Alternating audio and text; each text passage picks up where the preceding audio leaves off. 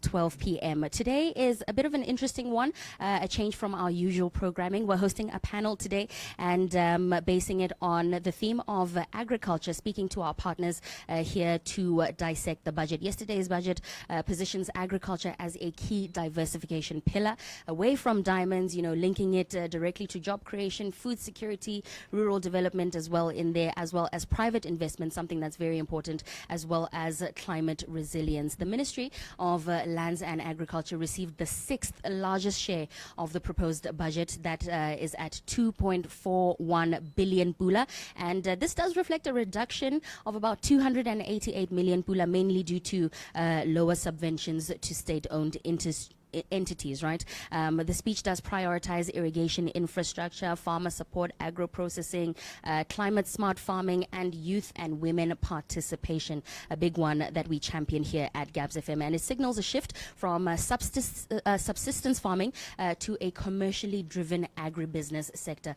So today's core question really on our State of BW address here on the Mid-Morning Delight is, are we financing agriculture as a livelihood, or are we transforming it into an investable economic engine for growth and jobs? I want to, before we go anywhere, introduce you to our panelists, our lovely gentlemen joining us here today. We've got four lovely gentlemen that I'll introduce one by one, starting with Professor Patrick Malope from Boan. He's an associate professor of agricultural and applied economics at the Botswana University of Agriculture and Natural Resources. He holds a PhD in agricultural economics and brings over 3 decades of experience across academia, policy research, and sector development as well. Prof, good morning. Thank you so much for joining us. Thank you so much for joining us. Next on our panel is Re Mohammed Osman. He's from Sefalana. He's an experienced banking professional as well, with a strong background in business and commercial banking. He's worked across multiple areas of the financial sector, including market operations and supporting enterprise growth as well. He really brings practical insight into how financial institutions access risk. We're always talking to access to finance, fund businesses, and support economic sectors such as agriculture, helping unpack today's discussion from a banking, investment, and sustainability perspective. Re Osman, thank you so much for joining us. Good morning. Morning, Ross, and hello to the listeners. Thank you so much. Next, we have from Rera Partners, one of our sponsors on today's panel, Re Dumisang Ntomang. He is a business operations and strategy professional at Rera Partners, a firm that specializes in corporate finance, management consulting, and strategic advisory service. And his work really focuses on helping organizations improve efficiency to strengthen decision making and achieve sustainable growth, particularly for growing and established businesses, right? He brings a policy, regulatory, and strategic lens to today's discussion on how agriculture can be transformed into a competitive, investable sector. Rentomang, good morning. Thank you for joining us. Hello, Ross, and good morning to the listeners. Thank you so much. Last on our panel, but definitely not least, is Re Shewayuya Charumbira. This is the head of Treasury at Access Bank Botswana. He oversees Treasury and global markets, working very closely with businesses to interpret currency movements, manage risk, and respond to shifts in the local and global economy. A key member of today's panel. Re Charumbira, thank you so much for joining us. Good morning. Good morning, Ross, and good morning to the listeners. Right, gentlemen, how are we feeling just as a reaction to yesterday's budget speech? Maybe not necessarily just in agriculture before we delve into that conversation, because that is our theme on today's panel. But maybe I'll start from the left, going down there, to get your summarized reflections. Thanks, Ross. I think yesterday's budget was a good one. Obviously, we know that the economy has been struggling for some time, and we needed something to give us some hope in terms of stabilizing. Obviously, before we can recover from the economic strain that we've had, we need to stabilize. And I think the budget that was issued last night was largely around stabilizing the economy. Right. So I think it's some positive sound bites in there, and we look optimistically to the future. Wonderful. Recharumbira? Yes, Ross. It was an interesting budget speech. Obviously, we were looking for that austerity measures around it. Probably didn't quite come through the way we expected. Okay. It'll be interesting to see how the government plans to deliver on all their plans. Mm-hmm. So, yeah, I think It will make for interesting times. Optimistic? Optimistic, hopeful, scared. Have to be optimistic because really, you're in the banking sector. Yeah. We're relying on you, Shay. Prof, what are your reflections? Yeah, obviously it's an interesting budget, but it tells us that we are in deep trouble because of the revenues have gone down. Yes. And obviously this is the first budget to implement NDP 12. So there are a number of strategies in NDP 12, and we are here sitting here to say, will the budget really deliver what is in NDP 12? Right. Rentomang, your reflections. Yeah, it was really an interesting budget. I think for the first time, I think as Botswana, we now see that, we are in a bit of trouble. But yeah, we are resilient people. And I think we'll go through this together. And the government is really showing with some of the changes that they are showing in the budget speech. Yeah. Yeah. All right, gentlemen, thank you so much for your reflections. Those ladies and gents, those wonderful gentlemen sharing their reflections are our panelists this morning. We're going to take a short break. On the other side of this, get straight into it. We do encourage WhatsApps, +267 3956 962 if you have questions for the lovely gentlemen before we get into our program. All right, 9:48 is your time. Good morning.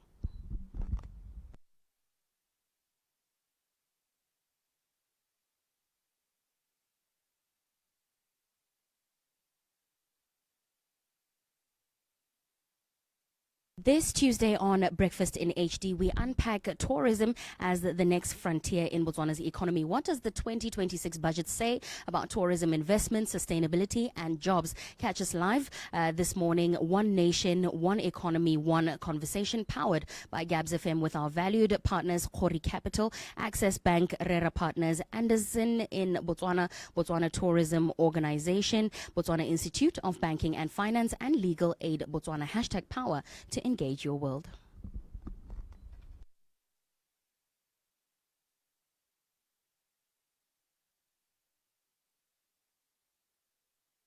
Across creative, digital, and interiors, we combine strategy, design, and technology to help your business thrive. Whatever your vision.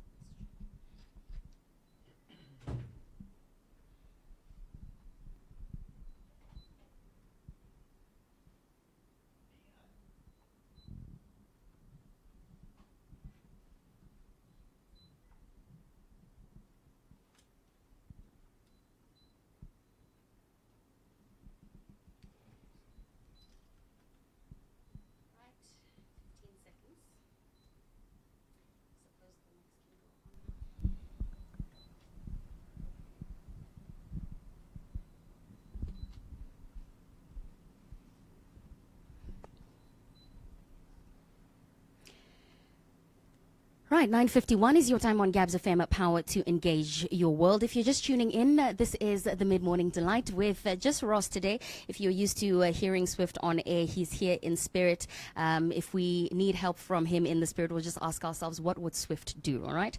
That is my plan for today, definitely. This panel on the State of BW address this morning is delving a lot into the agricultural sector. Of course, we've got gentlemen here to help us dissect it from their respective expertise, but we will start with setting the agricultural reality scene. And we're going to start with Prof. Malope from Buan. Prof, the budget positions agriculture as an engine of diversification, right? That's very clear. But from a productivity and from an economics standpoint, is Botswana actually close to commercial scale competitiveness yet when we talk about agriculture? I think they want to jump to about 6%, of the GDP contributed to by agriculture in the near future. Is that possible for us? Yes, I wouldn't say it's not possible, but in reality, where you are now, I think our productive levels are very, very low, both in crops and livestock. Yes. And obviously, we want to improve those. Now the question is, what kind of interventions do we have to improve those productivity levels? Right. I was listening to the budget yesterday, and when it came to agriculture, well, the minister talked about having crop subsidies, livestock subsidies, but he didn't mention them. And obviously, we are hopeful because they are still to review the 1991 agricultural policy, and it has been a long time. We don't know what kind of interventions exactly they are going to use to improve productivity, because it's correct, they are very, very low at the moment. Right. Just as well, Prof, irrigation and subsidies as well remain very central, right? And historically, have these interventions translated into sustainable agribusinesses or mainly just short-term output increases? Yes, we have been, as a country, subsidizing agriculture and mainly subsidizing subsistence farming as a way of livelihood. We take programs like ISPAD, programs like Limit. Those were not productivity enhancing kinds of handouts that we made people just to live out of agriculture.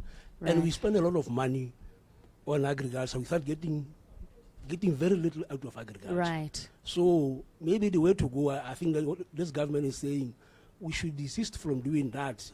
Try to have support that will be impactful in terms of increasing productivity. Right. And not just merely giving people money to plow and then they don't produce anything. Right.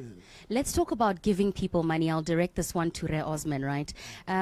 The government is shifting from direct lending to fund of funds model to support MSMEs, right? As a business owner, does this mean access to finance is going to become more complex, dealing with intermediaries, or, is it going to become more complex rather than easier, basically? So I think it's a good initiative. I think in the past, those needing funding have just asked for the funding, ticked a few boxes, and taken the money away, done what they needed to do. Yeah. And then in many instances, those have turned into bad debts, and the banks would have seen those defaults come through.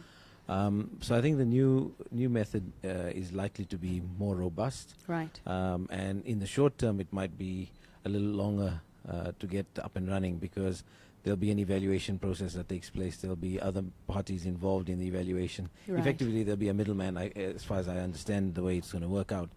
And that might take a bit of time. But the idea is that then the funding is more focused and tailored to the requirement.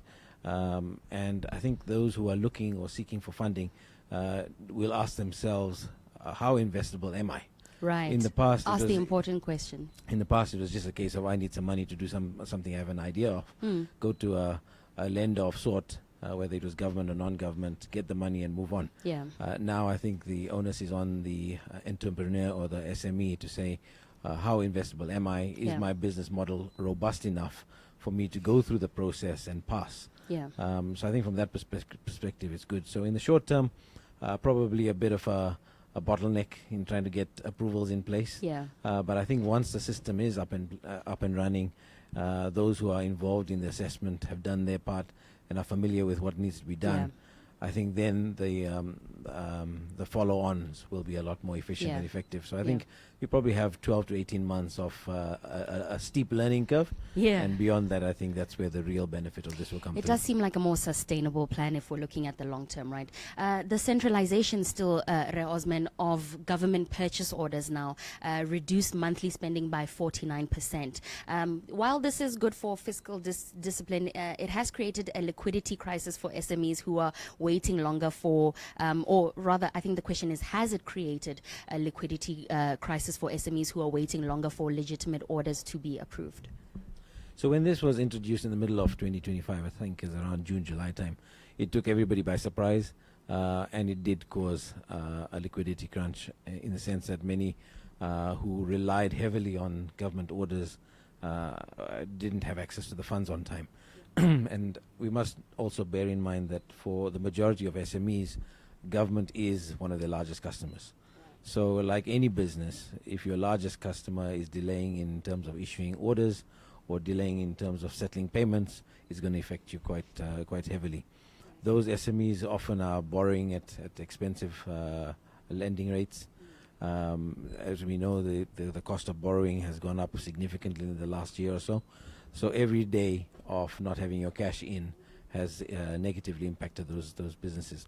But overall, I think the centralization process will work effectively in terms of having more discipline in terms of what we spend on.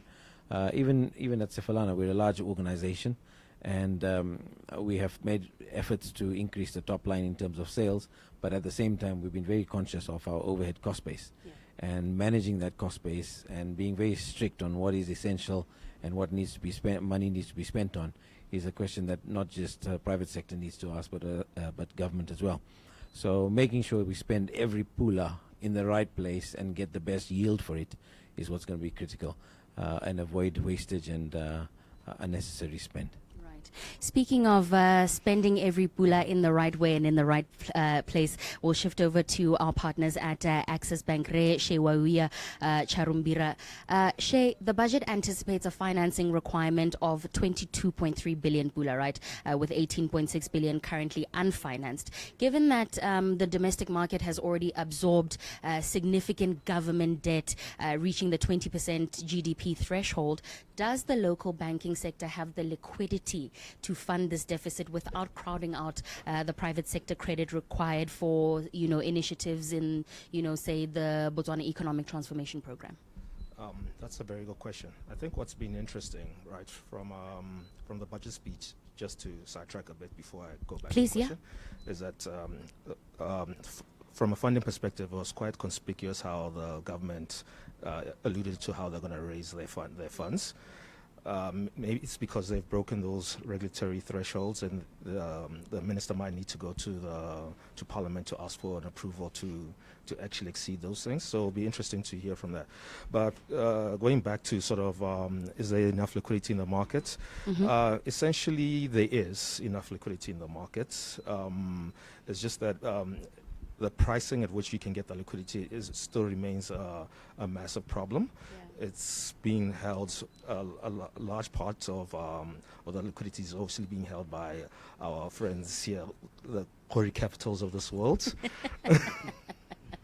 The investment giants. The investment giants. But obviously, they want a return for that liquidity. And so we need to obviously then create the right products so that we can fund these projects, so that the Koris of this world can invest and get the return that they require. So it essentially comes to creativity and pricing when it comes to accessing that liquidity that is there. Right. Yeah. So, the Minister of Finance and His Honor the Vice President did explicitly state, Re Charumbira, that the debt to GDP ratio is projected to reach 44.6%, right, which breaches the current statutory limit of 40%. So from a risk perspective, how do you expect rating agencies to react to this recalibration of the debt ceiling, and what impact is this going to have on the cost of capital for Botswana banks? I think if you look at the budget, the way it's been set up, to be honest, I think the government has done the best they can in terms of setting out a roadmap, in terms of establishing long-term sustainability growth. Maybe the thinking here is we take a bit of pain now for the longer-term health of the people and the government, and so the question is then, can we translate that message to these ratings agencies? Obviously, a lot of them had probably hoped that these limits were hard limits and I would stick to them significantly, and therefore you might see some sort of negative tilt towards how they rate us, which might mean a slight increase in terms of the cost of funding. Hopefully, as the year goes on, the minister will then explain how they tend to normalize these ratios and bring us back in line in terms of our regulatory limits, and hopefully that will then sort of improve our credit ratings over the time. But I do think it's going to be a tough year in terms of the ratings. So what you're saying is it's going to get worse before it gets better? Probably. Yeah. But as I said, sometimes you do need to take a bit of pain to just make things better. Of course. And I do think the government is doing the best it can, given the tools that they have at the moment. Right. We do have a partner from Rera Partners. Hello, Ren Tomang. I do want to ask, just now how when we bring it down to the household, right? The budget produces, or rather proposes, reducing the list of zero-rated VAT items, right? Does this mean the price of basic food and household essentials is going to go up for the average family, the average Motswana? Yeah. Yeah. So, when they introduced that, it's just that you need to similar with that even. Yeah. Like to be honest, when I go to we never pay attention to those, but Right. zero rated. Right. When you find out when you look at those things like those kind of small The things, essentials, are we talking yes, about the essentials? yes. Not the luxuries, but Yeah, the not essentials. luxuries, Yeah. like your essentials. Mm. Where you find that those kind of things, you never pay attention to them, but now they're going to start being a bit pricey. Right. And already our wallets Right. are dry. Right. I think it's going to be a bit tough. Mm. Yeah. So the government should actually look at it from that point to say, yes, we are trying to get revenue, we are trying to do all these things, but on the ground, for us, we are not going to really understand it, because if I have to spend 50 pula, and if I was spending 50 pula, now I have to spend 75 pula, it's very It's a tough. jump. Yeah. It's a quite a Yeah. water for Yes. 25 pula. Yeah. So it means I have to leave out something, but I really need that item to survive. Of course. Yeah, so Can we talk, Re Ntomang, about more policy and regulation when we're looking at the budget, right? From your vantage point, has there been any meaningful reform momentum, or are we just largely recycling the same strategies, each budget? I know our current Minister of Finance is only delivering his second speech, so that might put you in a bit of a tough one. But from what you're seeing, are we sort of imploring the same strategies? So this one, Yes, please go ahead. O le Motswana, yeah. Thank you. That actually is perfect. Yes. So, now is just that when I'll be unique, Right. to things like what knowledge about our health system is, Not in a good is not in state. a good Yeah. state. It's actually for the first time we are seeing government taking, accountability and being transparent to tell us what is. It's not good. Yeah. Yeah. So I think from that point, that's the big change, that the government is now making us aware and they are not hiding it from us, so that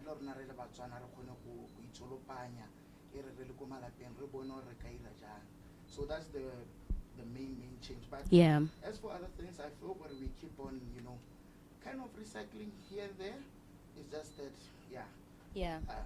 You know, and it's not in some areas, I don't think it would be a bad thing in terms of implementation. It does have to be consistent so that we are not, flip-flopping between strategies. But I appreciate that, Rentomang. Prof, let's get back to you and talk more about agriculture and about value chains in specific, right? Which value chains in Botswana realistically, Prof, offer the fastest job creation and profitability? Low-hanging fruit, if you will, right? Is it crops? Is it livestock processing? From your vantage point, what is your thinking as an agricultural economist? Obviously, historically, we have been a livestock country, and we still believe that beef offers a lot of opportunities. Yeah. And we had been having problems at the market level where the BMC was non-performing. And we are hearing that BMC is performing well. They have increased the prices.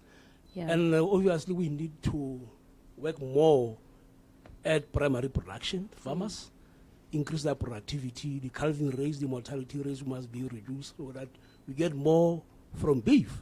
Right. And from the budget speech, we hear that there's going to be value addition at the BMC. We have been selling almost manufacturing beef to Europe. So if we can add value to the meat we are producing. Yeah. As well as, obviously, we have been talking about this leather pack, I think, for almost more than 20 years. I don't know whether we will be able to add value to skins and hides. Right.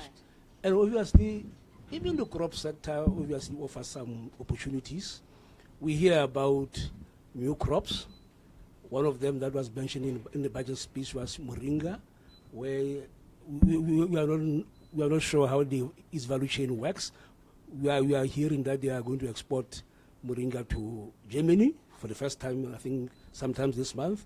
We will be very interesting to see whether at primary production, is it profitable to do moringa or not. Right. And obviously there are other new crops, we have safflower and so forth, but the question is, do we support primary production so that we can have raw materials to do agro-processing? Can you process without raw materials? That's the biggest question. For us to add value, we need primary products from the farms. Yeah, that's a big conversation. I mean, we are going to have to, when we're talking about that value chain development, now think about project management, which is, I think, a weak spot for Botswana, and, financing is another conversation that's going to fall into that, I believe Re Osman touched on briefly earlier. 10:09 is your time on Gabz-FM, power to engage your world. Thank you so much for tuning in to the Mid-Morning Delight this morning. We have panelists from different places. From Buan, Professor Patrick Malope. He is speaking productivity, policy impact, value chains, farmer realities as well. From RERA Partners, we have Re Dumisang Ntomang. We are going to talk to him about regulatory reform, land access, implementation gaps as well. From Access Bank, Re Shewawuya Charumbira, macroeconomics, debt, liquidity, currency risk as well. And from Sefalana, Re Mohammed Osman, commercial banking, SME finance, real economy funding, and investment viability as well. This is the Mid-Morning Delight. Please tap into our live broadcast. Gabz-FM is where we are on Facebook, as well as feel free to send us a WhatsApp if you have any questions for the gentlemen. Anything you want to get clarity on from their vantage point, from their lens, you are welcome to do so on +267 3956 962. 10 minutes past 10 is your time on Gabz-FM. A quick message for you. Lobatse Clay Works is back, bringing decades of experience and proud legacy of premium clay face and stock bricks across Botswana and the region, known for strength, durability, and consistent quality. Call 533-2447 or send a WhatsApp to +267 77 471 667 for a quote. From clay to structures, excellence guaranteed. Your time right now is 10 past 10 on Gabz-FM, and this time check is brought to you by Lobatse Clay Works.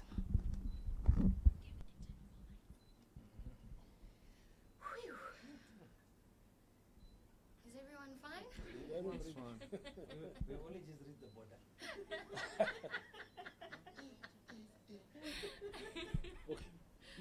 Oh man, this is a lot.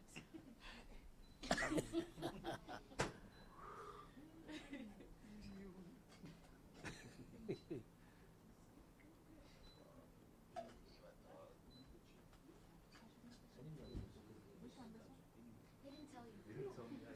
So yeah, which is why I'm trying to like make sure I tailor the questions. No wonder why you asked, oh, am I on your panel? Sure. You know, you forgot to mention this focus here on agriculture. Sorry? You didn't tell us it's about agriculture. So your questions are different. You know, but still would have liked to tailor them to the theme. Exactly. Okay. Yeah, But but you know it's it's fine. fine. We'll But We'll the make it way work. you can I can jump throw in a few things on. I'll throw in a few. Okay. I'll throw a few pointers here and there. I can try to throw in a few things like that just to make it relevant. It's nice working with smart. It's a lot of work, but we're gonna try it. And I'm gonna pretend to know, you know, what we're talking about here. A lot of the time, but we are gonna be just fine, gents. Oh, this one I think might be for you, Shane, as a water. Something heavy to hold it What are down? they asking? Lillian Mokodi, she was actually supposed to, the person in water was From Bipa. and was supposed to be on this panel today. What's she asking? Kind of a lengthy one. She agrees with you on the debt ratio from the economist perspective. Okay, we'll just read that before we go on air. I don't think it's a question really, she's just commenting.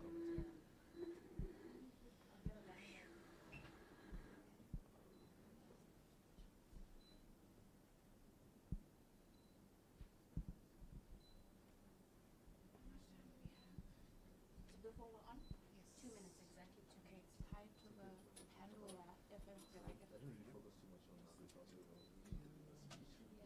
So it's not a point. An extract. But I take Open it it and then not hook it much and was close said it. around it. Open the window. They're probably very Put a surface stab level. there. Probably genetical. Yeah. It's gonna slip. Is it not gonna?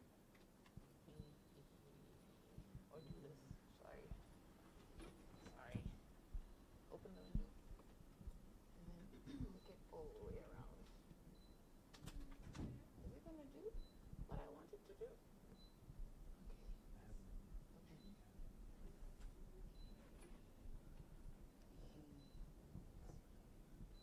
And then pull it back and then hook it. Yeah, she did. She should be here. Time, Rose? We have 1 minute exactly. Okay, just open the window.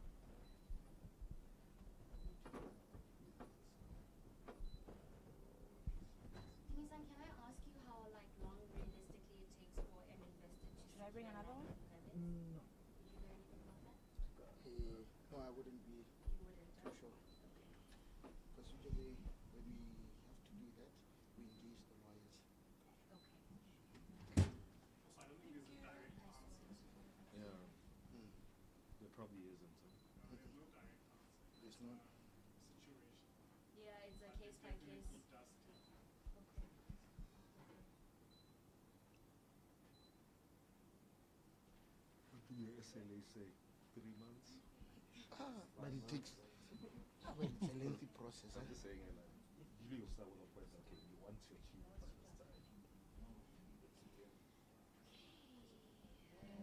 But now it's much better. The light now has something to reflect.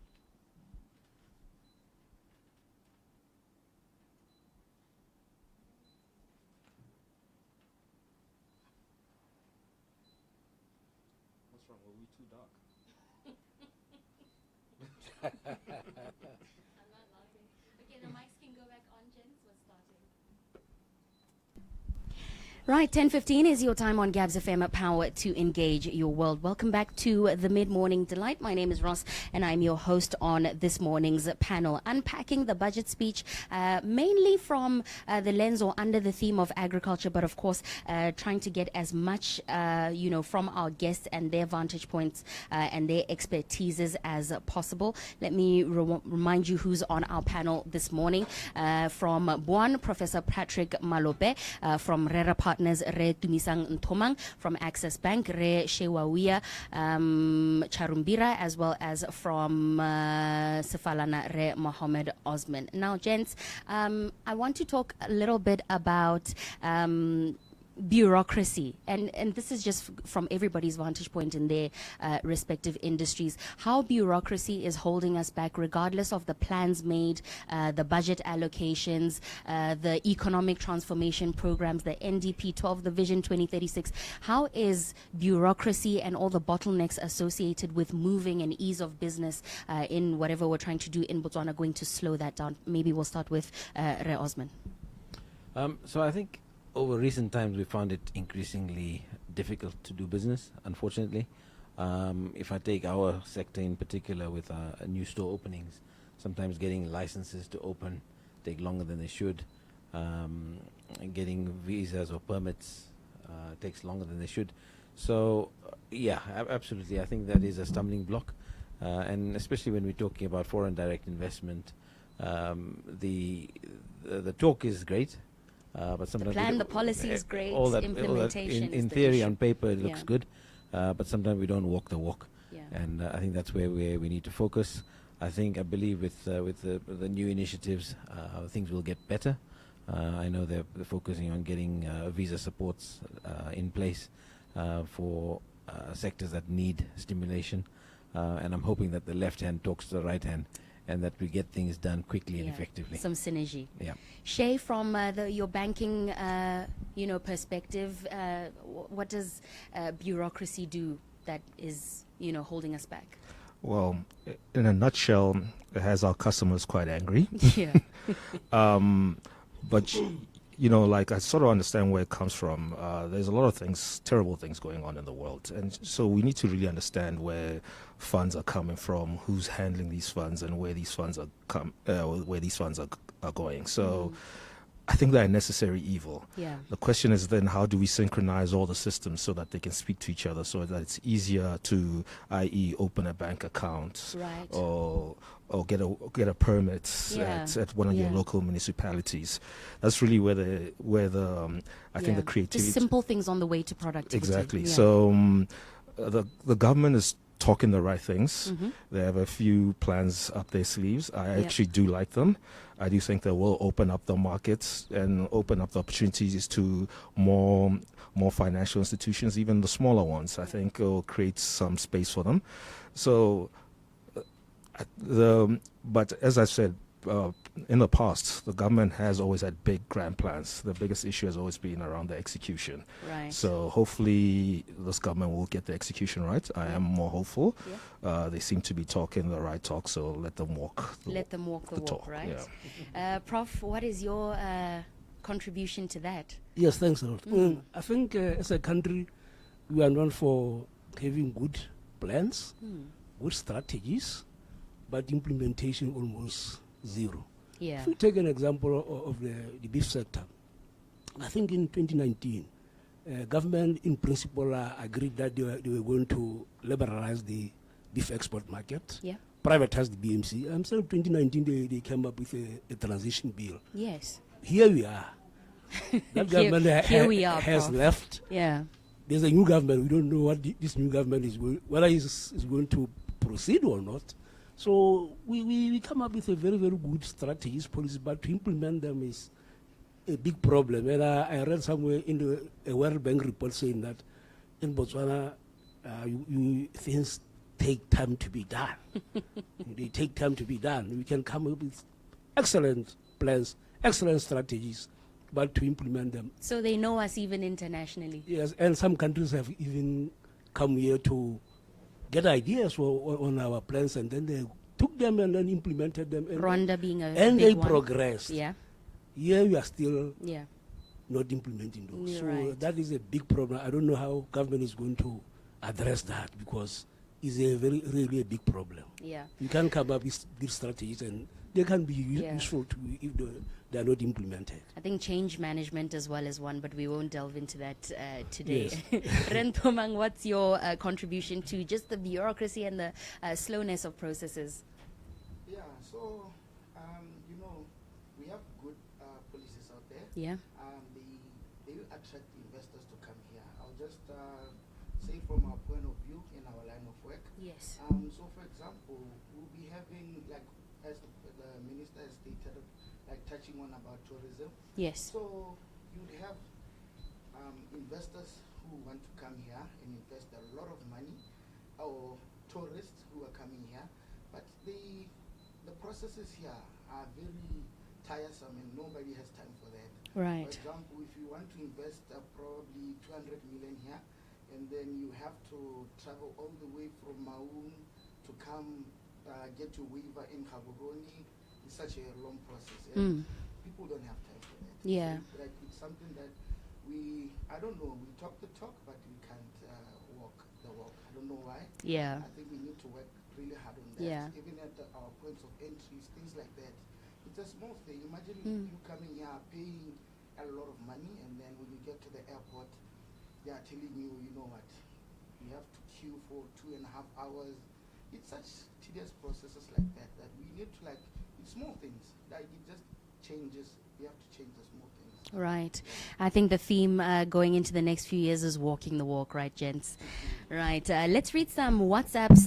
+267 395 962. That is where you can reach us and our panel on this morning's show. All right. This one from Dr. Lillian Mokodi from Bitba, who was supposed to be joining us and is unfortunately not in studio, has said, "Good day. I tend to agree with the gentleman in that discussion of the debt ratio from an economics perspective. I would like to raise the same cautious point on Botswana's debt position. We have heard that our debt to GDP ratio is around 40%, and that is true. It is not yet at a crisis level, but it is no longer very low. So in simple terms, it means that for every 100 pula the economy produces in a year, the government owes about 40 pula, and that can be manageable if and only the debt is used to grow the economy, but it can become a problem if it mainly finances consumption.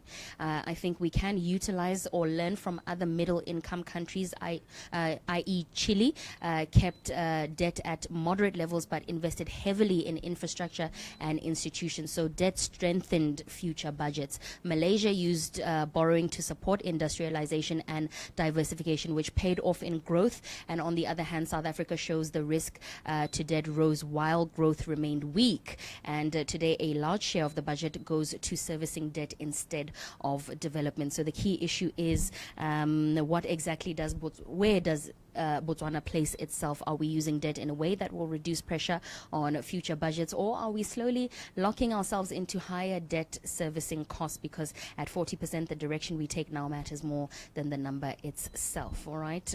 I think she makes a lot of sense. Right.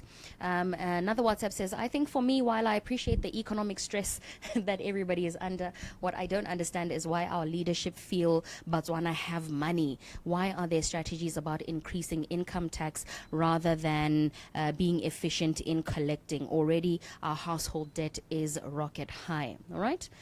Fair. Another one says, hi, I have a question. Is there an economic ideology that is taken by Botswana currently, and what are the others? I'm not sure I understand this question. Hopefully you can elaborate. All right, +267 395 962. Right, let's get back into our discussion, gentlemen. I think I want to direct this one to Re Charumbira. Right, in a period of rising government debt, like Dr. Mokodi has just said, and tight fiscal space, right, how realistic is it for public spending to keep driving growth in productive sectors?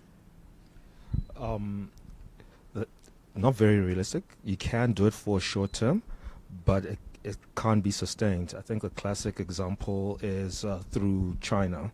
Yeah. They in the late 2010s they grew a lot of their GDP through construction, and they pumped a lot of money into the construction sector, and it almost caught them out lately with the property bubble.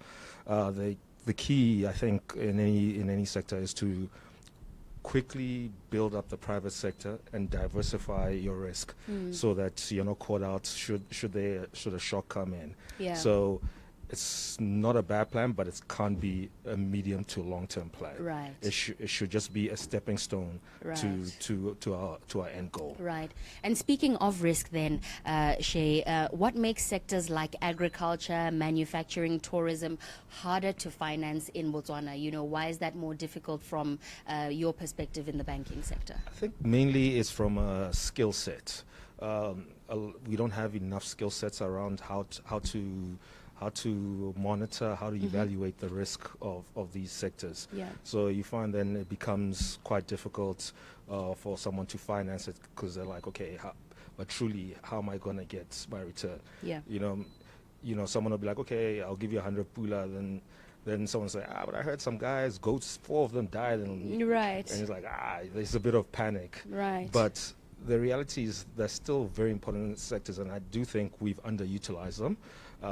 To Prof's point, I was reading an article just yesterday, and South Africa grew their agriculture exports by 15.1 to 15.1 billion, which is the highest ever Yeah. they recorded. And this is despite that the agriculture exports to America have dropped. Right. And I think the key thing that was quite interesting with that is that they said 50% of their exports were to Africa. And I think there is a beautiful thing. Yeah. And I think that's something maybe we're sleeping on. That Yeah. we don't really need to be exporting to these Europeans or to the Americans, but rather Right. we've got a market of 1 billion people Right. in front of us. Right. And so it'll be interesting to see how the government can facilitate and open up those markets for us. And then that way we'll be able to grow our capacity accordingly. Right. And you'll find that with these markets, they have less stringent requirements. So it might be easier to export to them. So what we're going to need actually is skills development, right? I like what a guest of ours from the Botswana Tourism Organization yesterday said, to say government-led, private sector-driven, right? So we're going to have to push from our end as well. Would you like to add to that, Re Osman? Yeah, I mean, we've found from a Sefalana perspective that supporting farmers has become very, very useful and effective. So, for example, we identified a few potato farmers up in Pandamatenga, and their main issue was funding. And they didn't have enough capital to do what they needed to do to produce the crops and to supply the market.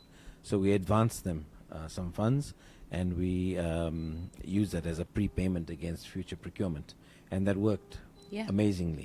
Yeah. We then did it again with them, and we've continued to do that. And by supporting farmers like that, I think the government can follow suit in a similar manner. We've done the same thing with a milk dairy farmer as well. We needed raw milk for our UHT milk plant, and we just can't get the volumes locally. So unfortunately, we've got to import those volumes. Now, if we could have local supply adequate for ourselves and some of our competitors, we would need to import it. Right. So by facilitation, there is great opportunity Yeah. to support local farmers. We support farmers doing cabbage and butternut and all that sort of stuff as well. Yeah. So I mean, we're a player in the market. Obviously, Yeah. we're not as big as government, and I'm really glad that government has focused on this. The talk about supporting agriculture as we diversify our economy has been there for many, many years, and hopefully with this new focus on it, we'll execute it and make sure that something comes out of it. Right. Driving on what Re Osman is saying, Prof, from your perspective in agriculture and the economics of agriculture, where would we say the gap is? Because I think recently we suffered from overproduction in certain sectors where farmers were experiencing wastage in terms of they were told, we need to produce XYZ. XYZ wasn't taken up by market. So where is the missing link? Because there's access to finance, like Re Osman is saying, Sefalana is willing and open, to taking crop. But where is the disconnect? Yes, I was going to say, just to pick back on what he has just said. Yeah. In terms of financing, agriculture is a biological process, and it needs skills.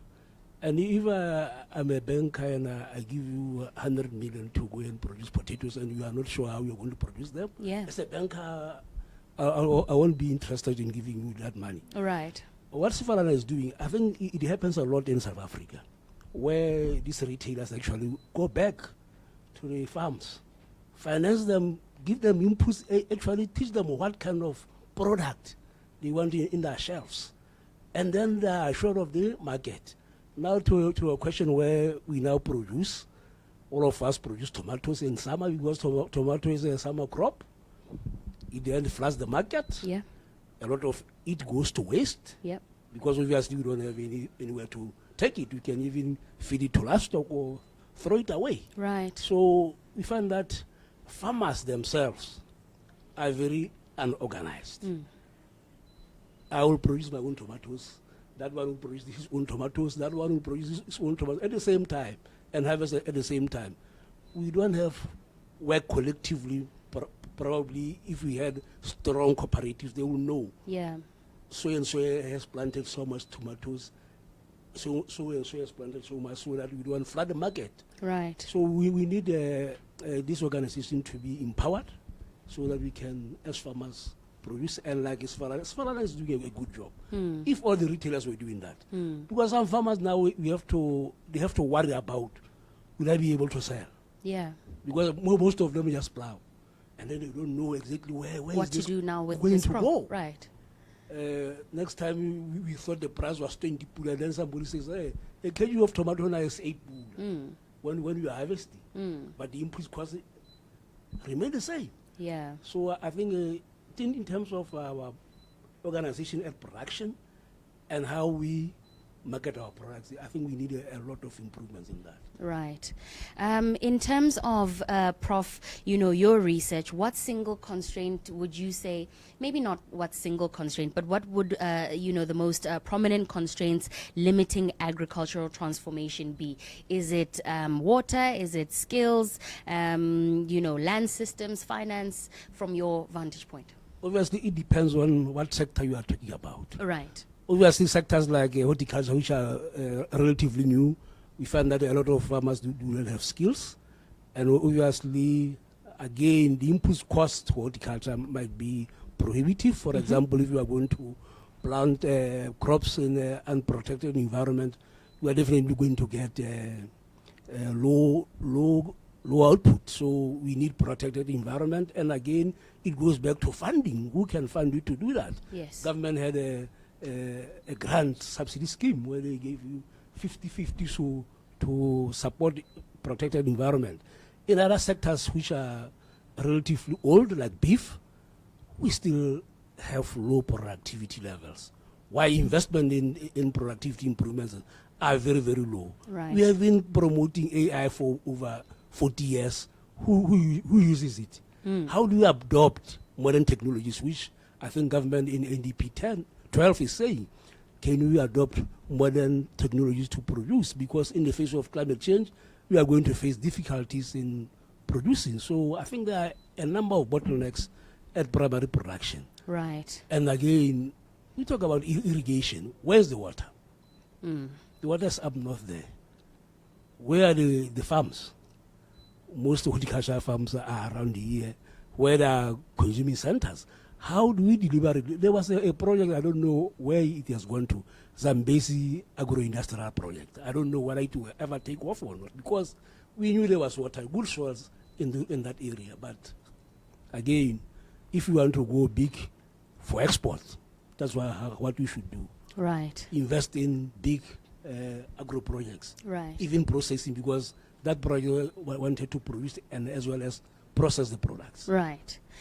We do have a WhatsApp here, gentlemen, that says, I agree with the panel that Botswana is strong on policy and planning. On paper, we are doing many things right. So the natural next question I have is, what exactly does yesterday's budget say in what government intends to do differently in practice? Because when we look at the budget statements, we hear commitments to efficiency, implementation and reform, but beyond intentions, what concrete actions does government outline to fix the bottlenecks we all know? That's procurement delays, slow approvals, weak project follow through. And in other words, do we accept that the plans are sound? What changes in systems, incentives or accountability does this budget introduce introduce to make sure those plans are actually delivered? So I would say this is a question more for government than it is for you. I would never put any of you in that position, so worry not. But if you would like to reflect, right, Osman? Yeah, I mean, obviously not speaking on behalf of Of government. course but, not, yeah.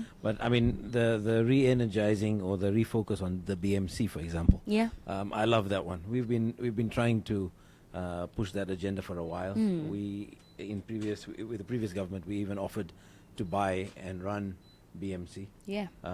And even if that wasn't the preferred route, we offered to run it for 5 years, bring it back on its feet again, and then hand it back. And that Okay. sort of arrangement is something that we'd still be open to. Yeah. So I'm really happy that the BMC Just has putting been- yourself out there. Yeah, no, absolutely. I'm really happy that the BMC has been put on the agenda now, and I think if we get that right, whether it's government or us or combination of the two, I think for the country it's a great thing. If you look back to the 80s, where BMC was thriving, and that was a huge source of income for the country, and unfortunately things changed since then. It's not the end of the road with the BMC, and I think if we all work together and seek guidance from whoever might be able to assist, and nobody has all the answers, but I think if we work together on it, we can re-energize the BMC, and it can become a huge pillar for the Botswana economy. Yeah. Right. I think I want to direct this one to Ren Thomang. You're from Rera Partners, right? Rera Partners, as we understand it, is an advisory firm, and it specializes in corporate finance, management consulting, and recruitment services. What would be, say, following the budget speech yesterday, be your advice to somebody walking into your firm today? Where would you start with them in terms of, management consulting and that kind of thing? What would be your general approach to a client walking through your doors? I know it's a bit of a broad one. Hey, that's a very tough one because it's very broad. Yeah, I'll say it's very broad because, when a client walks in through our doors, let's say you come in, we already, that's why I'm saying it's broad, because you already, there's something that you want from us, like Right. for example, HR optimization. So we always advise as per Right. your request and Right. how you want things to be done. Right. So if I was to answer it in a way, then I'll be a bad consultant to say. Maybe I think, in fact, so that I don't turn you into a bad consultant, I know you're a good one. What regulatory challenges would you say are most critical to address if we want, say, agriculture as something that's getting the 6th biggest budget allocated? What regulatory challenges are most critical to address if we want agriculture to move from a public sector dependent activity to a commercially viable sector? Yeah. Well, one of our core things is when we start, with regards to your question. Yeah. I was just to say, let's follow the money. Okay. Yes, where's the money going? Right. Yes, let's say now we are allocating the 7.5 billion. I'm sorry, I don't have the figures at the top of my head. Right. Where's the money going?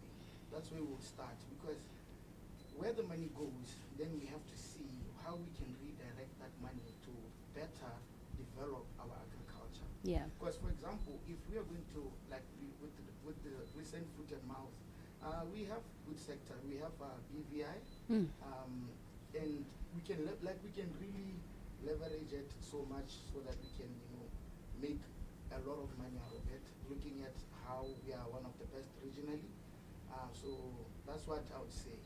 Yeah, because the reason I'm saying follow the money is because it influences our advice. Right. Yes. But I hope that answers Yeah. you.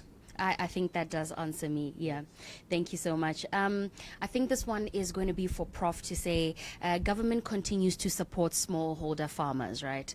But what needs to happen to turn those operations into scalable, profitable businesses that attract private investment? We're constantly talking about scalable, profitable, which the sector has struggled to be, in the past. So what needs to happen for those to change?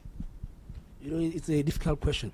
Obviously, one of the things that you should recognize is that some people who practice agriculture is their livelihood. It's not Yes. for business. Right. And then to turn those into commercially minded people, it will take time.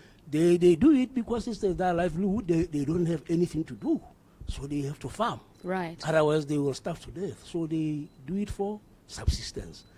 But like we are saying, we can be deliberate. There are others Right. amongst farmers who want to do it for business. Right. And obviously, one of the things is that we have to teach them what business is. Right. If I have cattle, maybe 50 cattle, and I don't know their calving rates, I don't know how much I'm making out of it, how can I be said to be a commercial person? So there's a lot of training that we should do for farmers to know that to be a commercial person, I should keep my records.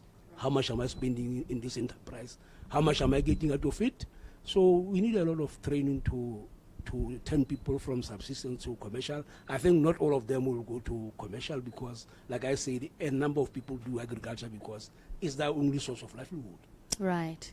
I want you to debunk the myth, either maybe feed into it, confirm it, or debunk it, Prof, that agriculture is typically an older man's game. Are youth getting into agriculture? Are they seeing it as a viable career opportunity? Because we are going to need them if we are going to, jump from the percentage we are at now to 6% of contribution to the GDP via agriculture. So are the youth looking at farming and, in their young age saying, this is what I'm going to do for a living, or is it for the mature gentleman as it stands? Not at the moment. The youth are not getting into agriculture. Yeah. A few of them are getting into agriculture.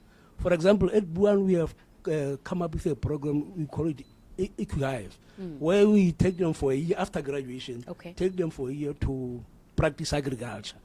But what happens is that when they leave, a lot of them don't do agriculture. What do they do if they've gone and studied it at university And for we 4 see years? a lot of them just roaming around, and they will tell you a number of impediments that I don't have land, I don't have this. Yeah. Do they have interest that I have? Yeah. Government had a number of programs for youth, and then you give a youth some cattle or goats up in the cattle post. Yeah. They put them down and come back here. Yeah. They don't look after them, so then it becomes counterproductive. Yeah. So the interest is not as we wish it should be.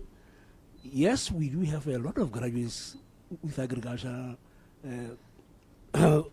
skills, not doing anything. Yeah. So I think I'm not sure whether they will come and say funding what we don't have land, we don't have this. Yeah. How do we make them? And I was listening to the speech by his father, the vice president, was saying that they will select people who are very interested in doing certain things and then support them, fund them initially. Maybe that's the way to go. But at the moment, no, agriculture is for It's us. for the mature gentlemen. It's not for the youth like Re Osman, right?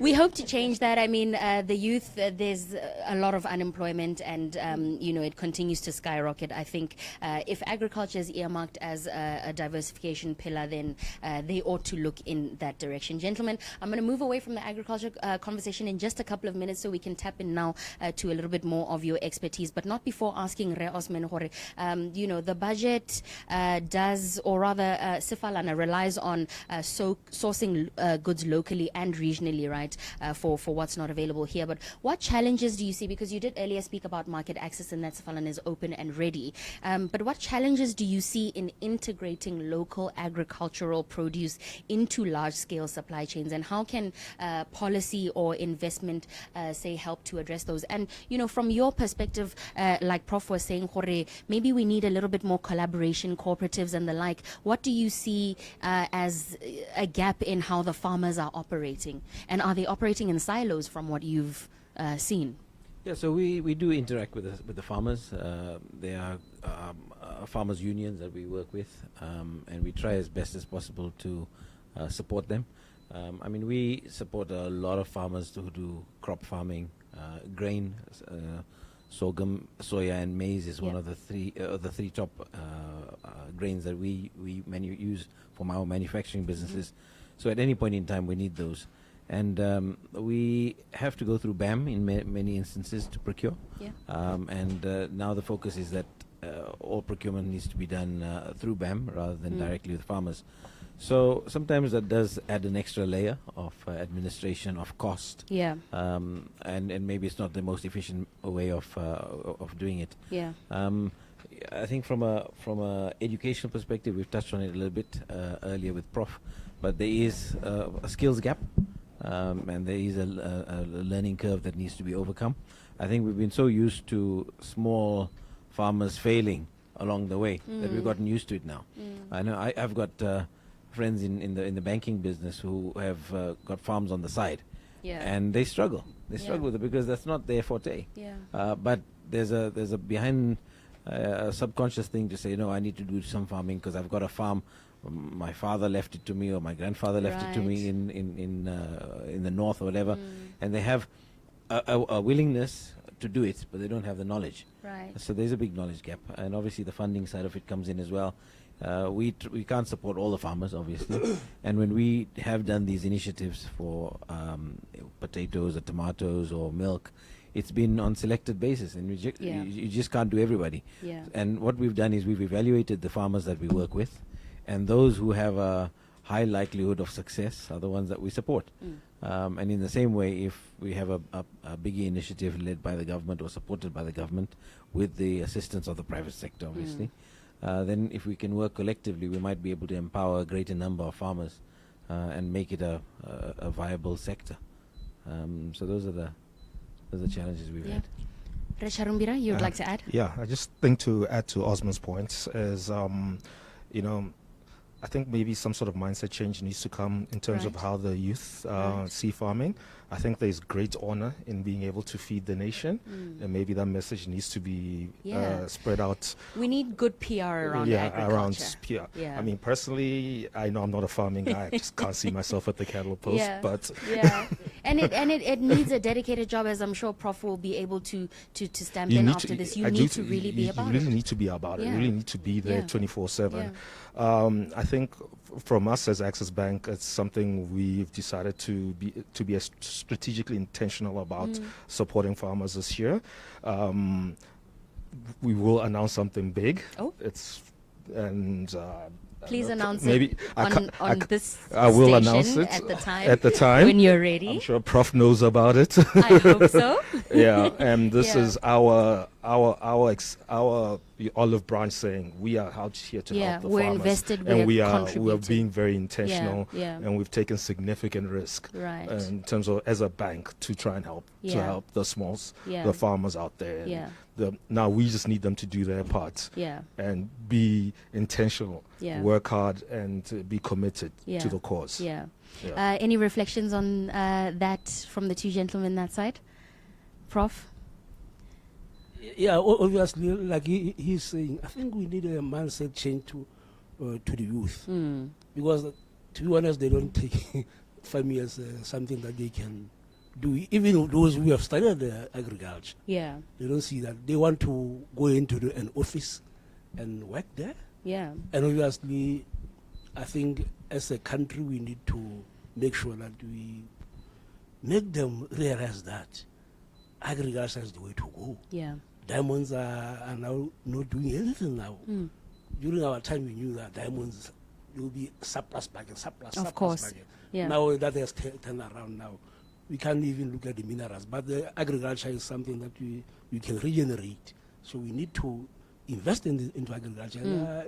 It's good to hear that Access Bank is thinking of putting some funds into agriculture intentionally. And I think agriculture is a risk. I think government has to take a part in trying to de-risk it so that the commercial banks can actually fund agriculture, because itself is a risk. And having said that, the skills gaps are so huge, so that as we develop the skills, at least there's funding. You will be met halfway. You don't lose all your money. Of course. Because commercial banks are there to lend money to get the money back, and as a profit, there's interest. So they don't want to give you money and then you lose it, all of it. They don't want to go and sell a farm. No. That's not our intention. That's true. Rentoman? I'll add on to that. Please. You know what? As the youth, yeah, as youth. So let me say it like this. So you go to school, you invest so much time in your school because you are taught that, you know, when you have finance, you're going to work at Access Bank and you're going to earn 45,000. You are going to Shay, you making 45,000 you at invest- Access? Absolutely not. so Okay, 50. I then. wish. So you go through your standard 1 up to Form 5, and you are really invested in that dream, you know, and you go through the process, you go through the exams and everything, and now you graduate, and then you find out the market is flooded. Yeah. So somebody comes to you and tells you, "Oh, agriculture does have money."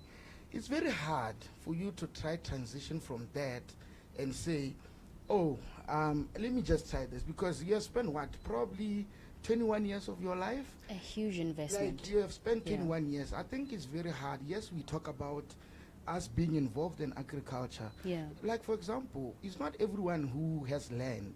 Like even for a plot, we find that our parents have been waiting for plots and are renting out. So we don't have farms, and and now you don't have a job. Mm. You can't go to Access and be like, "Hi guys, I have a dream. Just borrow me a young 300,000." They're just going to look at you. What do you have? What's your security? All those things. You know? So Right. like it's very hard. Right. We talk about it. We are under a lot of pressure as youth, because when ministers and everyone goes on TV, they tell us, "Oh my God, you need to transition in." But we have invested a lot of our time Yeah. into finding an office. We want to be in an office with an aircon. Yeah. Or, like we want that. Everybody wants comfort. Yeah. Yes, we Yeah. have, like honestly. Yeah, that's what I would like to add. Thank you for your contribution. 10:52 is your time on Gabz-FM, Power to Engage Your World. Gentlemen, before I let you go, I do have other questions outside of the agricultural sphere I would like to pose to you, just to make sure we're getting the most out of your expertise from your vantage point here as our panelists, right? So we're going to take a short break, and then on the other side, come back with that, all right? So this budget clearly positions agriculture as a solution for jobs, food security, diversification. Botswana is very food insecure, right? So that agriculture push is necessary. But today's conversation did show that funding alone is not enough. Transformation is going to depend on regulatory reforms. As the gentleman said, we need to talk the talk, and not only that, but walk the walk as well. We need productivity. We need to treat agriculture as a serious industry and not just a development program, all right? On the other side of this, you will be back on the Mid-Morning Delight. Good morning.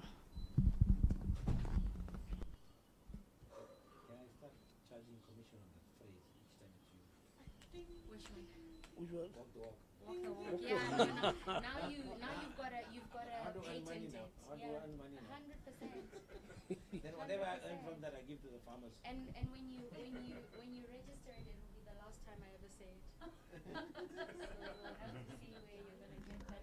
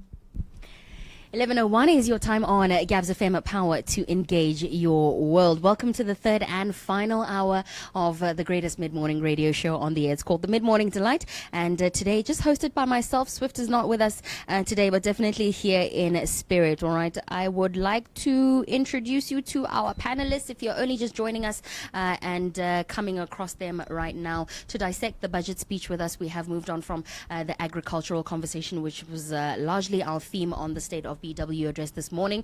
We have from Buan, Professor Patrick Malope, from Rera Partners, Re Tumisang Ntomang, from Access Bank, Re Shewa Uya Charumbira, and from Sefalana, Re Mohammed Osman. All right, gentlemen, welcome back. Thank you very much. Hello, Ross. everyone. Let's get straight back into some of the things I had hoped to talk to you, gentlemen, about. I think we can start with Re Osman on this side to say, there is a specific allocation of 1.8 billion pula for maintenance, right? With a ban on environment, so diverting funds. Do local contractors have the capacity to take up this volume of work immediately, or are we going to see delays in tenders from what you see and are thinking? So, Ross, when I saw that, I was quite energized by that because, close to 2 billion pula being allocated to that. There's a need for infrastructure development and restoration. Yeah. I always say, when you want to know the health of an economy, you look at the number of potholes on the roads. And the number of cows in the CBD. yeah, absolutely. Yes. So as you know, our potholes have been getting bigger and bigger, and we've had more potholes. Yeah. So for anybody who's coming to visit our country, it would be good to see the potholes fixed. So I think there's that stimulus will help the SMEs in particular. There's a lot of capacity out there, unutilized capacity. For some time these businesses have remained a bit idle. Yeah. For the lack of work, and so I think this will stimulate. So I'm hoping, again, like I said earlier, the important thing is in the execution, the walking the walk, and making sure that every single pula spent on this restoration is used effectively and efficiently. We must not be paying over the odds in terms of contracts. Everything must be market priced. The vendors must be focused on ensuring the quality execution. We don't want to be replacing the potholes every 3 months, because that doesn't help either, because that's just wastage. So I think it'll stimulate the economy nicely. So I'm in support of that one. Yeah. I'm going to ask you one that might put you in a little bit of a difficult position. You can ostracize me afterwards, but maybe can you explain to the average Motswana, somebody, probably listening to us right now, that doesn't understand why, if they are price in inflations, they have to bear the brunt of it. Say if they walk into a Sefalana, if you are buying it for more, they've got to buy it for more as well. Yeah. So, I mean, if I go back to the July devaluation or depreciation of the pula, so that took us by surprise, and the net impact of that was it cost Sefalana 16 million pula more to settle the creditors for that month. Yeah. Now, that is straight to the bottom line. You simply can't absorb yeah. that. Yeah. Well, we decided to absorb the large bulk of it in that Okay. particular instance, because we didn't feel that we wanted to pass it on to the consumer. We had gone out with our specials, our promotions, and others in the market decided to pull those back and pass on to the price of the consumer. We decided not to do that, and in the anticipation of the December reassessment of the currency, we thought that we might have another depreciation or devaluation. So we took out a lot of forwards with the banks, just to protect ourselves. The banks were not willing to give us as many forwards as we wanted, because I think they were wondering, what does Sefalana know that we don't know? But we managed to secure some good pricing. Yeah. So we've managed to shelter the consumer quite significantly against increases so far. But inevitably, prices will go up, and as it happens across the world, it causes an inflationary increase. Now, obviously, that then talks to disposable income and the ability to spend. Now, the new tax reforms are designed to tax the upper bracket, which I think is the right answer. Whilst the knee-jerk reaction is, oh God, it's more taxes, we need to put a cold towel on our head and think about the fact that we've had really good tax structures for a long time. Yeah. In the global arena, the upper bracket of 25% is not a common thing to find. So it was a matter of time before that was going to increase. Yeah. And by doing that, at least you're protecting the masses, which are earning below the 25% bracket. And that, in effect, helps to preserve the disposable income. I'm glad that we're not going down the VAT increase, Yeah. because that would impact everybody, including the masses. So I think the tax reforms are appropriate, and unfortunately somebody has to pay for it, and it is the upper bracket. The corporates will be paying 3% more, and again, when you look at the global arena, our tax rates are favorable. Even if you compare ourselves with Namibia, Namibia is almost 10% higher than us. So a 3% increase is an acceptable increase, I think. Ultimately, that will mean that the shareholder will suffer to some extent, because the net earnings paid in the form of dividends will be slightly less. But I think overall it's the right levers to pull from a tax perspective. Yeah. Ren Tomang, this one is a little bit off the agriculture one, but we spend 7.1 of GDP on education, right? Which is very high regionally, yet the outcomes are poor. It seems, I think we've had this conversation to say there's a skills mismatch, in a lot of places. Why does this budget believe that spending more on transformation is going to change the fact that students are graduating without job-ready skills? What's your reflection on that? Yeah, that's a good question. My comment on that is that, honestly, I believe that it's not how much we are spending, it's where we are spending it. Okay. For example, just as I had mentioned earlier about us youth focusing on our degrees and stuff, our education system is built on us getting those degrees and pushing for the office jobs. So the main thing is, out there in the whole world, we lack skills. They are touched on it. We lack those skills. So when those skills are very important, like for example, we work with some clients in Maun. Yes. They manufacture boats for the international markets and all that. So you find that they don't have enough skills. So when you go back to the budget, it's actually nice that the minister mentioned the vocational schools, that we can see that the government is now trying to pivot away from us just getting our degrees, but to impact like skills, Right. so that when we go out into the market, the students are now ready. Right. Yeah, so when you look at that transition from now just focusing from those degrees, so now when we want somebody to do aluminium welding, it's very hard to find a person, but there are jobs in those kind of industries. Yeah. Like when you look at electrical work, when you look at all these plumbing and stuff, even from your household, I bet when you're looking for a plumber, usually you don't you find that it's hard to find Botswana in that field. Yeah. So we really love the fact that the government is now putting money aside to say, you know what, let's now try pivot away from all these degrees and all these office jobs to try impact more technical skills, because they are really needed in the market. Yeah. They're really important. Yeah, so that TVET reform is not just a conversation to be had, but we need to talk about implementation as well in that area, right? And destigmatize TVET as well. I think when you're saying a lot of jobs, I know who you're talking about when you say there's a lot of people in those fields of work, and we do need to encourage Botswana to take up those jobs. So thank you so much, Ren Tomang, for that. Yeah. Let's switch over to our Access Bank partner, Re Charumbira, right, and talk about foreign exchange, right? The speech does note a deterioration in foreign exchange reserves to roughly 5 months of import cover, right? So while the asymmetric crawl adjustments have helped, are you seeing stress in the interbank market regarding trade finance settlements from your corporate clients? So essentially the stress hasn't flowed through yet.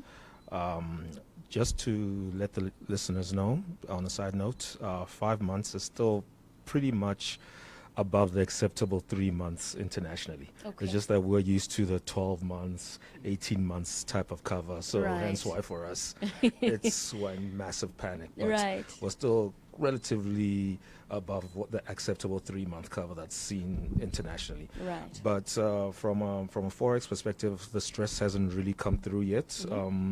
We do seem to have enough forex liquidity to cover payments and the requirements for the likes of Cefala on the other side.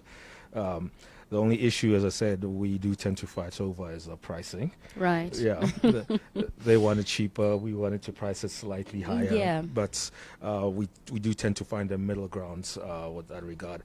I think where the biggest issue has been, and Mr. Osman would reiterate on this, is that there's been a massive spike in terms of cost of hedging your forwards. You've realized that your forwards have become quite expensive, way less attractive. They used to be a powerful tool that they absolutely loved 2-3 years ago. Yeah. Now they've had to adjust their mindset in terms of how they use it. Maybe less as a speculative tool and more like a cash flow management tool and a budgeting tool. So I think that's really where the major stress has been, that the cost of hedging has become quite pricey with all these changes that have come across from the liquidity shortages and from the adjustment of the exchange rates framework in June.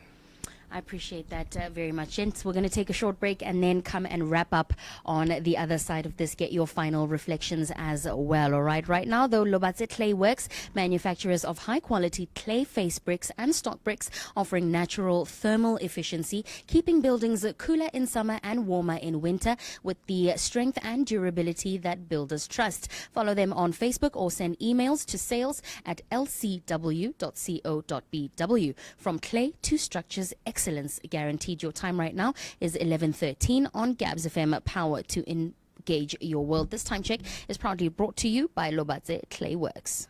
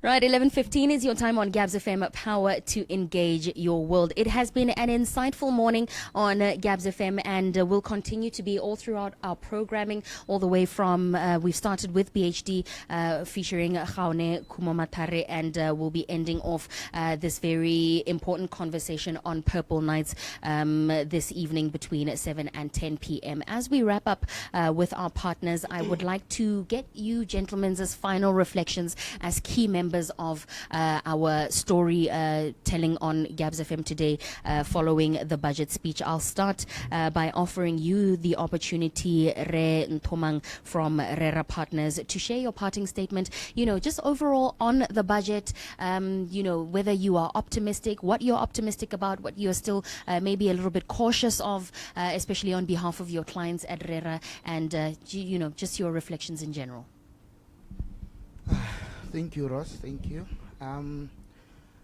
Just to wrap up, what I would like to say is that we see the budget speech. We saw it. We read it. We understand it. We are anticipating a lot. So what we want to see is, we are hoping that implementation, like they put implementation first, because for our clients we offer, reliability. We offer everything that is good. So what we want is, we want to see the implementation. Yeah. We want it to trickle down to everyone, even the very first person that you meet in the office, because that way, when we meet people and we have those meetings and all these, we know that everything is going well. Like we can trust the process. If we can work on that as Botswana, I think, we'll go somewhere. We'll go somewhere clearly. Yeah. Yeah, because we have a lot. We have most of our at Rara Partners, we have vast clients, but we usually work more in the tourism sector. So, we are always there. We are willing to help. Our doors are open for advice, because we are an advisory firm. Yeah. We are always ready we'll support. Yeah. We'll support where we can. We'll like to see the government starting. When they start, we'll follow. And where can we find Rera Partners? How do we have access to you if somebody listening to this conversation wants to get in contact?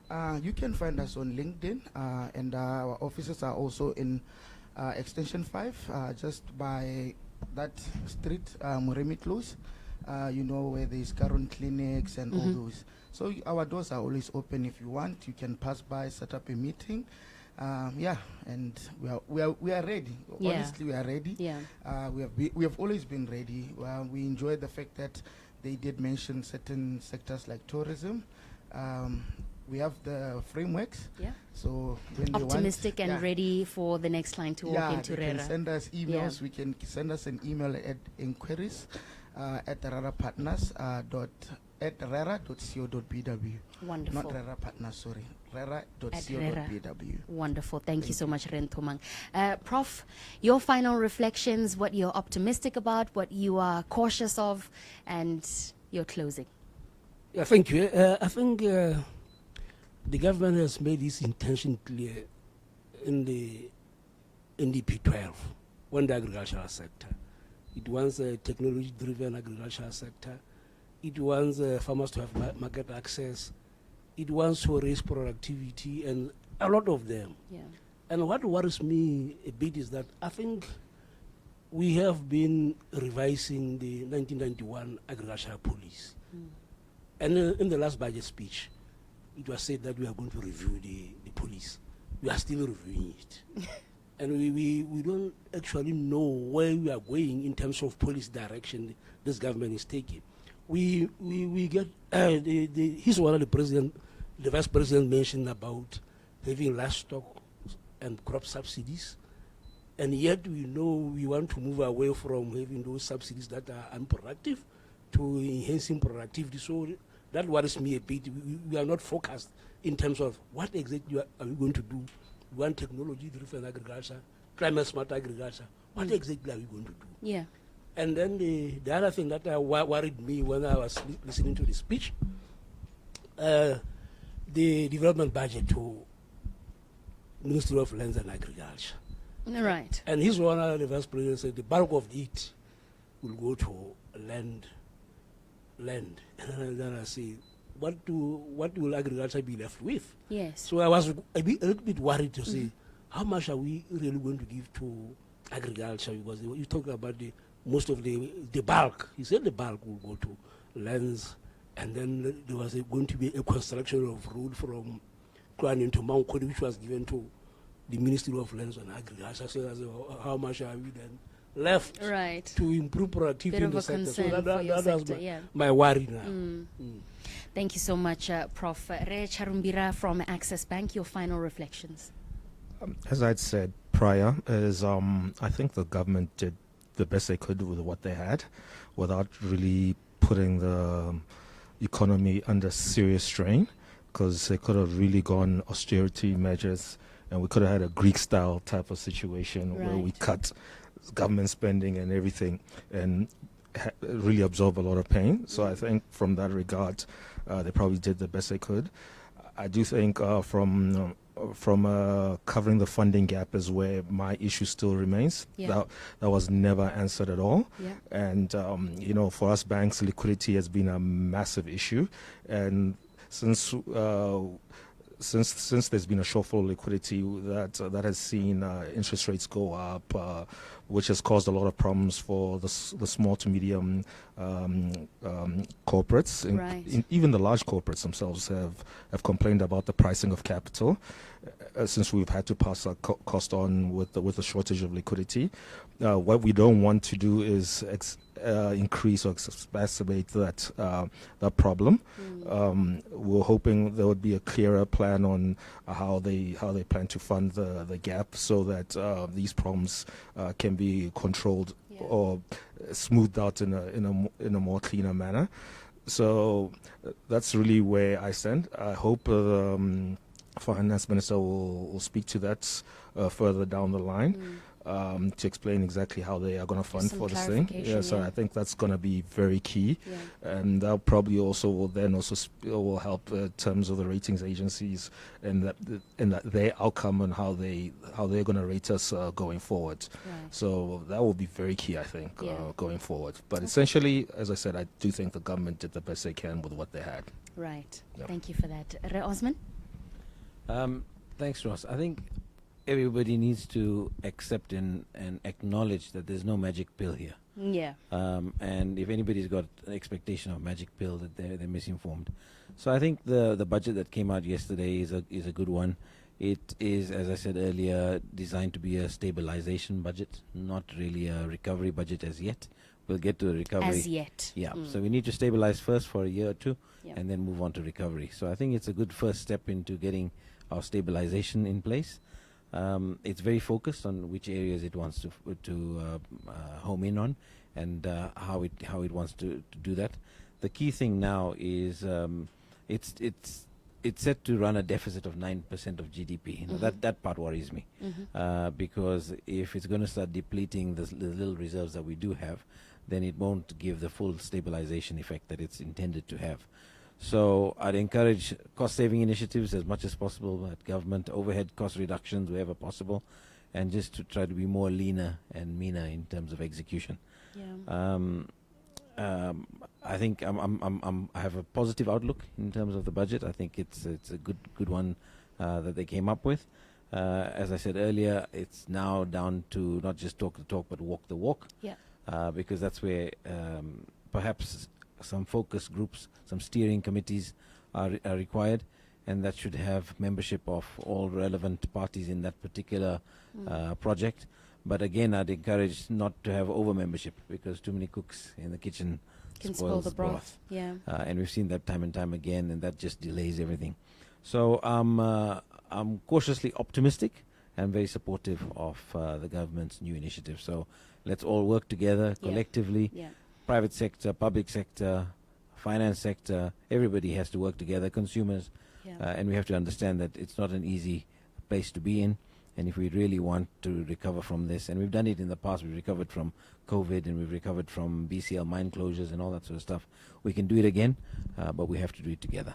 100%. Now, as we wrap up today's discussion, it is clear that the 2026-2027 budget it presents both opportunities and challenges for Botswana, right, across the sectors, not just agriculture, which we have largely focused on today, but the government has reaffirmed its commitment to economic diversification, infrastructure development, and social protection as well. Even amid fiscal constraints and pressures on key revenue streams, the mineral conversation is obvious and has been had, right? But agriculture, industry, tourism, technology, all of those things are positioned as pillars for job creation, inclusive growth, and long-term resilience. I would like to take this moment before we wrap up to acknowledge the critical role of our partners in today's dialogue. And just, for the listener, go over you one more time, Professor Patrick Malope from Buan. He is an associate professor of agricultural and applied economics at the Botswana University of Agriculture and Natural Resources. Resources. He holds a PhD in agricultural economics and brings over 3 decades of experience across academia, policy research, and sector development as well.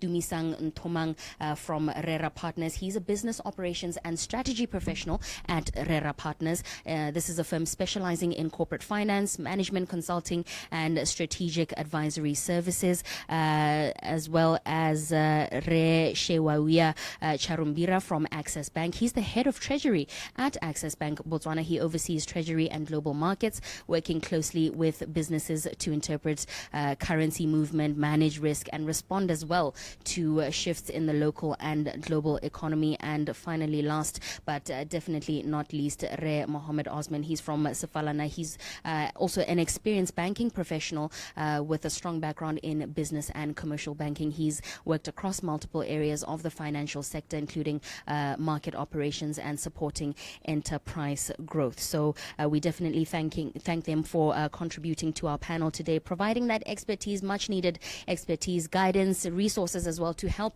the Gabz-FM listener understand how the budget affects them at the end of the day, their bottom line, and where opportunities lie as well. And as we move forward, it's incumbent upon all stakeholders, whether it's government, whether it's the private sector, and citizens alike, to work together to ensure that policy ambitions translate into real growth, real jobs, and prosperity for the nation, as Re Osman after this is about to coin the phrase walk the walk. Gentlemen, I am eternally grateful for you joining me on this morning's show. Thank you so much.